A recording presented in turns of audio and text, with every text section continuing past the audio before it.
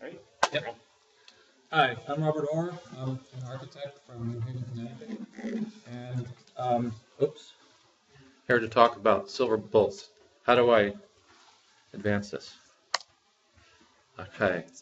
What I basically want to talk about is three things. One is a kind of citadel mentality, which is to say that these barriers are put up, which then are the accelerators that make everybody want to get over the barriers. And so we don't, even in our group here, we tend to look at the gates rather than on the other side of the wall.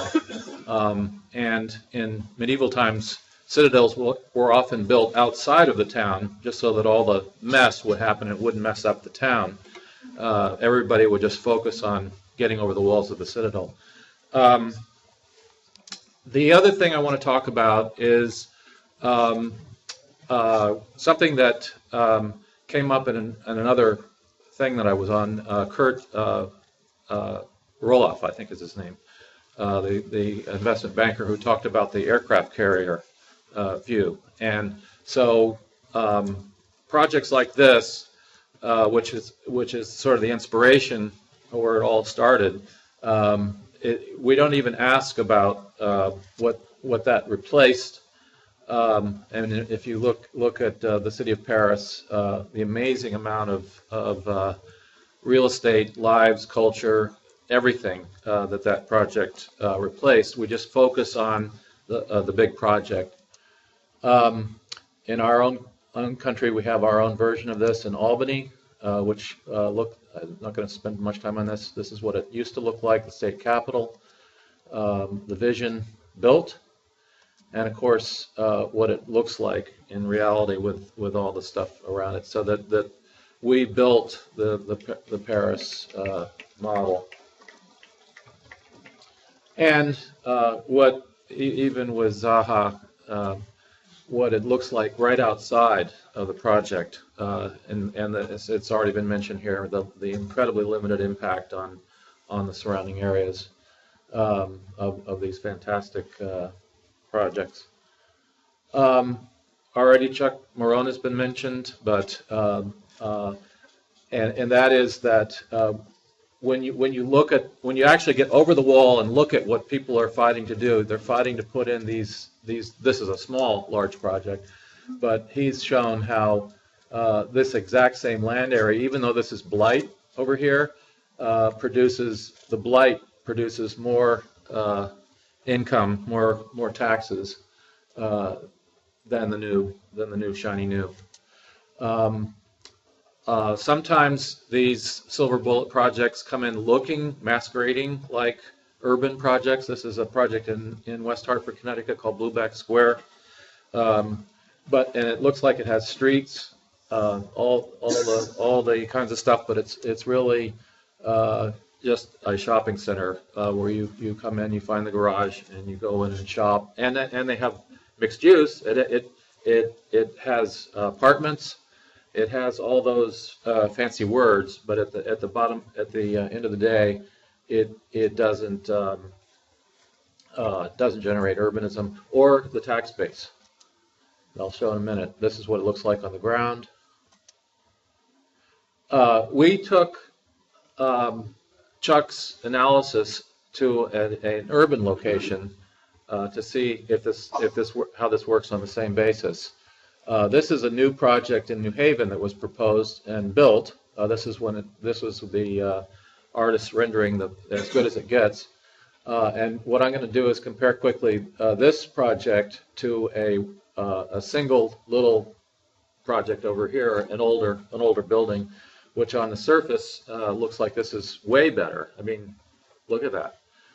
32 stories, 500 units, 5 stories of parking, a ground level retail store. It sounds like a silver bullet. But when you, here it is on the street. I'm comparing this building here to the one that's just down the street, which is this whole block. That one. And when you look at this is the two sites, the red here.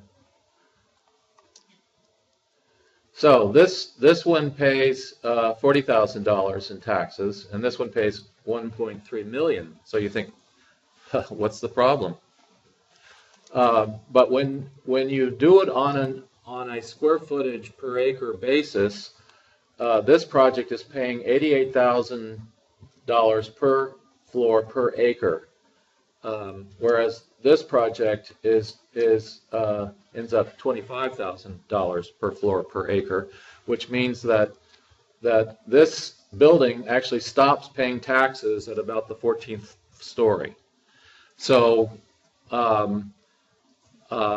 all the rest of the owners in the city are actually making up the difference, and that's actually how Silver Bullet projects work, that is the public-private partnership where the city enters in, gives all sorts of benefits so that the first tranche investors can get their money and move out. So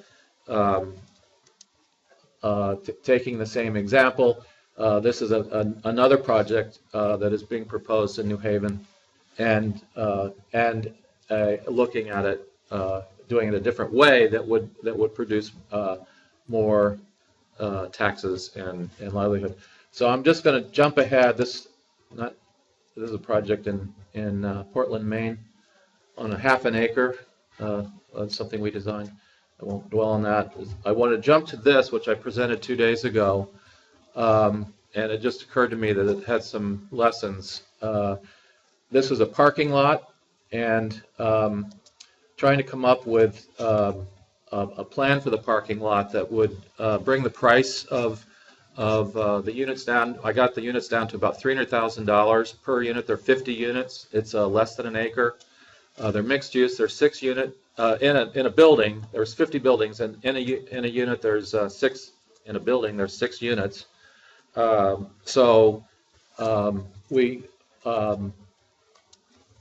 And they look like this. This is all taken from Dan Camp, 16 by 24 foot dimension. I won't dwell on it, but the bottom line is, with the help of John Anderson, who's here, we figured out all the numbers on this and got a very healthy cap rate. Now, what I want to mention in this that maybe has relevance to the small scale is that by separating out the land ownership from the building ownership, and in the last day I've been talking to people, and even separating out the lease ownership, you can structure the whole arrangement so that it becomes dissectable, saleable. You can sell each of those. You can sell the property independently of the buildings, the leasehold. It's based on a 199-year English leasehold, and that can be sold independently, and the buildings can be sold independently, so that independent little builders can build these things, and a recalcitrant land banker, his property value goes up 100-fold by doing nothing. So it seemed to be an answer to how we can move forward. Thank you.